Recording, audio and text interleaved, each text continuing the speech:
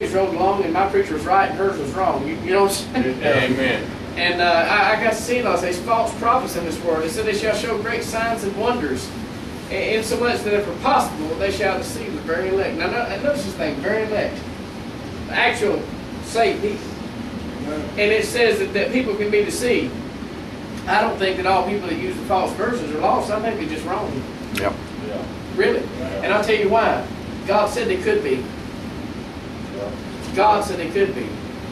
People that, I don't know if y'all know this fellow named Milford Biddle. Y'all ever heard of him? Yes, sir. Brother Biddle comes and preaches for me, and I was talking to him one day, and he just said this. He said, "Son, do you know that saved people can commit almost every sin a lost man can, if not every one of them?" Sure it can. And I thought, that old man knows what he's talking about. And then I pastored about 10 more years, and I said, yeah, he's pretty much dead on the Yeah, right there. that's it. And I don't know if it's my hair turning loose or turning gray that made me get that thing, but I'm starting to understand that thing, brother. I see what he's saying now, because Jesus said, this crowd right here can be deceived. Yep. All right, tonight I'm going to show you this. Has God's people been deceived? From 1611 till 1881, we had a tremendous move of God, then it slowed down and stopped.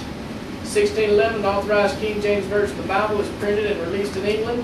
1881, the Westcott and Hort, 2 members of the Ghostly Guild, and that's the crowd that goes around and has seances and talks to the dead. And this book does have a problem with people doing that. Yes, Yeah. sir. Okay? It said they released their perverted Greek New Testament and the perverted Revised Version of the Bible, the translation of the Bible in English that left out words, phrases, and entire verses. I was preaching a message yesterday on an epidemic that's killing our churches, and I was looking for epidemics the other day, trying to find out what all the epidemics have swept through. Would you believe polio started in 1880, got real widespread in Europe, then come to America?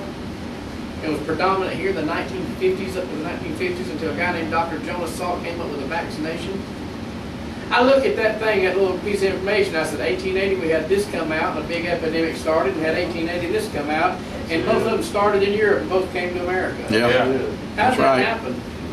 There must be something to that. Yes, sir. Now, I'll show you something else that'll coincide with that a little bit later, but listen to this. To show you plenty that liars don't figure and figures don't lie, we're going to take some tests with these translations. Number one, the New American Bible. It's the official Catholic Bible for all English-speaking people. So says Pope Paul VI, September 18, 1970. He says it's for the faithful in English-speaking countries. It's endorsed and reprinted November 7, 2000 by the blessings of Pope John Paul II. That'd be this fellow right here. That's the guy that gives Billy Graham his honorary doctorate degree. That guy right there. Yep. Yeah, that's Yep. right. Okay? All right? And don't worry, the new Pope's behind him too, okay? Yeah. Yes, sir. Okay? Now watch this. Here's the Holland Christian Standard Bible. This is the Southern Baptist Bible. I attended Southern Baptist School the first 2 years I went.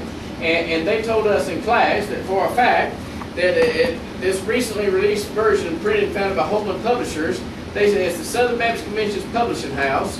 And for years, all the Southern Baptist Convention seminary and Bible college professors have said that the New American Standard Bible is the most accurate. Now they give us this. Yeah. Let me ask you something. How do you improve on the most accurate? Yeah.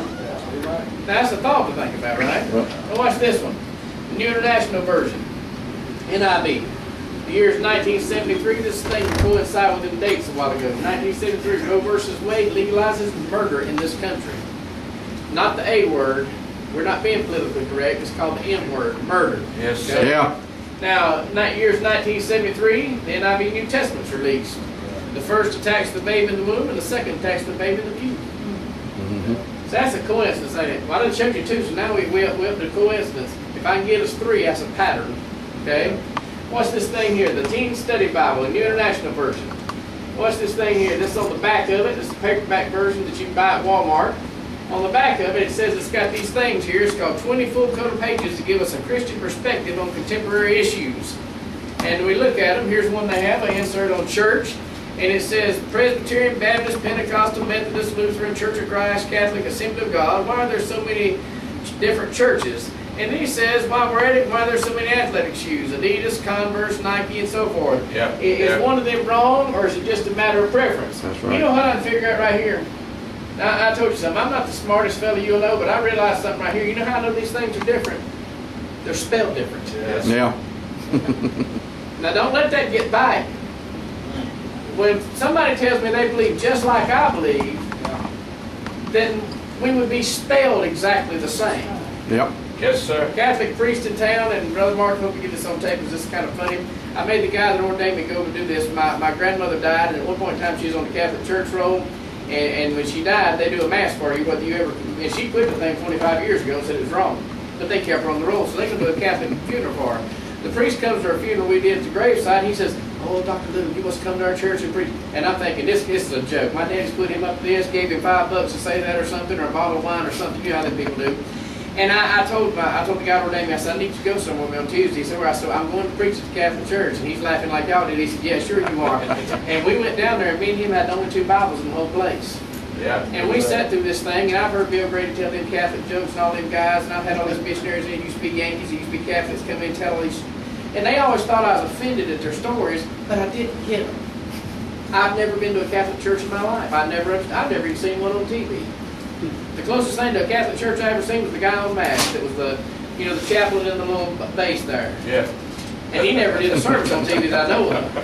So I'm sitting there and I'm laughing and giggling. My Uncle Jack, he's a Connecticut Yankee, and that's the worst kind of name because that's the meanest crap. Well, he leans there and he says, "Quit making fun of us," And I was like, "Man, come on, Jack." I said, You can't take this stuff serious, man. By the way, listen, you know what a Catholic Pentecostal says? "Who stole my Honda?" And they said, "We also stole it with thee." So I never understood that stuff. And you probably say, I didn't never said that. But I'm sitting there watching him and all this other stuff. And to my shock, that Catholic priest gets up and says, "Dr. Little will now speak to us," and points over to the podium. Now, we always say we wouldn't preach for that outfit. Boy, I let them have it. Yeah. Amen. And you know Yes, what? sir. None of them fell out with me. None of them was mad. None of them was offended. None of them got walked out. They'd never heard it before. Yeah. I gave out tracts, preaching CDs, and gave the gospel out about 3 times at that back door. That's good. Now, listen to this. The Italian New Yorkers in that church called the bishop, and that guy's gone. Yeah. Remember that tolerance and acceptance business? Well, they don't have it. That ain't the crowd. But I'm going to tell you something. I noticed immediately while I sat in that church, there was a difference between them and what we did. Yes, Yeah. sir. Yes, sir. I've never been to a Presbyterian service, but I figured out by the spelling on the door they do something different than we do. I went to a Methodist church one time in the mountains. You know what? Some guy in the dress got up and let us hold it, son. He didn't preach like my preacher. Boy, he just let them all hold it. I even shook his hand. I said, "Son, you told him today, man." But see, listen, when you get this NIV study Bible, you look at all this stuff right here.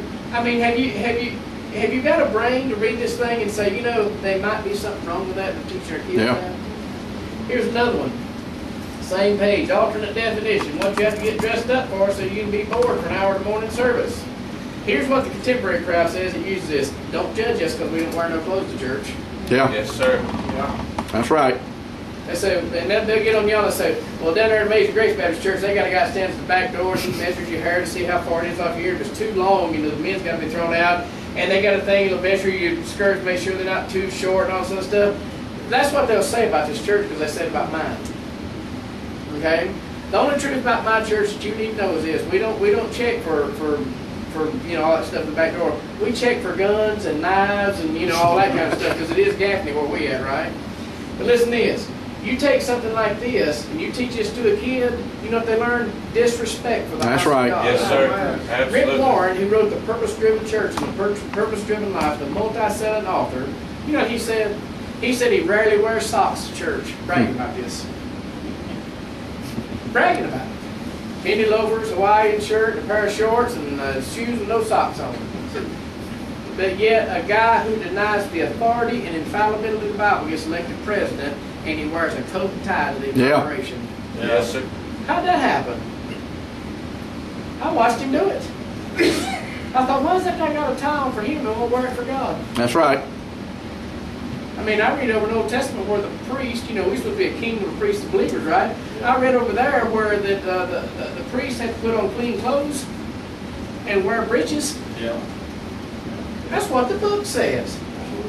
I said, man, looks like Mr. Warren needs to get a purpose-driven Old Testament and a purpose-driven New Testament, get them things together, and what God have joined together, let not man put asunder, get them things together. Watch this one here. Guilt. It's a page on guilt. Alternate definition, feeling like you're to blame when you didn't do anything wrong. How many of y'all got kids? How many of you are kids? That should be everybody. Okay? You just walked in the house, there's a cookie jar busted in the floor, there's crumbs everywhere, and there's chocolate around the kid's mouth that's standing there. You ask the kid who did that, and who do they say? I don't know. Yeah, that's right. Are they feeling guilty like they, for something they've done wrong? No, sir. You know what this is? You know what this really is right here? This guilt is called conviction. Yeah. Yeah. I had a liberal tell me one time they don't like churches like this because when you come in, you don't feel good in here. You're not comfortable.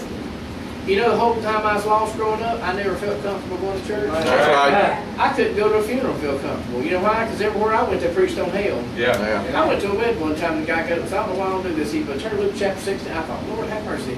It says if somebody's got my number somewhere. Did they give him the list of wedding invitees? And he said, I believe that guy, I'll get him, Which if you do that as a preacher, I have no problem with. I think that's right. But anyway, everywhere I went, funeral, wedding, wherever we went, if they had a Bible there, somehow we got to talking about hell and I was going. Okay? Amen, preacher. I wasn't guilty. Listen to this. Feeling like you're to blame when you've done nothing wrong. You know what? I did pretty wrong. Yeah. It wasn't guilt, it's conviction. Yeah. And see, this is what they try to tell our kids. Here's another one. Witnessing, right up here. Witnessing. Look what they say about that. A way to get friends to laugh at you by telling them about God. Yes, sir. All right, watch this. We're in the hospital yesterday, Gaffney Hospital up there, Upstate Carolina Medical Center. We've been going through soul winning training. I got one of my men with me. He's one of the students of the Bible Institute, preacher man out of our church. And he's what we're walking through the thing. We just got through bids of somebody. And this rent-a-cop guy walks up and starts talking to him. And immediately I took the role of the silent partner, and I was playing offensive line and silent partner. That's where you block everybody from coming in trying to tackle the quarterback, right? While we were talking, just standing there talking, 3 of us stand in the front row of the hospital. We couldn't find nobody to look at. He says, if I could take the Bible and show you from the Bible how to be saved, would you let me? The guy said, sure. When that book came out, 200 people started coming by. Yeah. And I made note of this. I've never been around somebody trying to win somebody to Jesus and ever felt comfortable once the Bible comes out. It always gets real solemn. You can tell God's stealing. Children start to cry. Women start to scream. And everything else goes on in the hospital. That's right. Yes, sir. I have never seen nothing like that. It's just something about you get that thing out there. But I'll tell you what I've never found. I've never found people laughing about you telling them about God at that point. Yeah. But I'll tell you what I have seen a lot of. I've seen a lot of people who shed tears over it and walk off from it and turn down the Lord. Yes, sir. Yeah. And a couple of times in my life, in your life, you've seen this. You've got the old book out, got to talking to somebody and say, yeah, I'd love to be saved. Nobody's ever told me. And we see that, listen, they say that's an alternate definition. I don't believe that.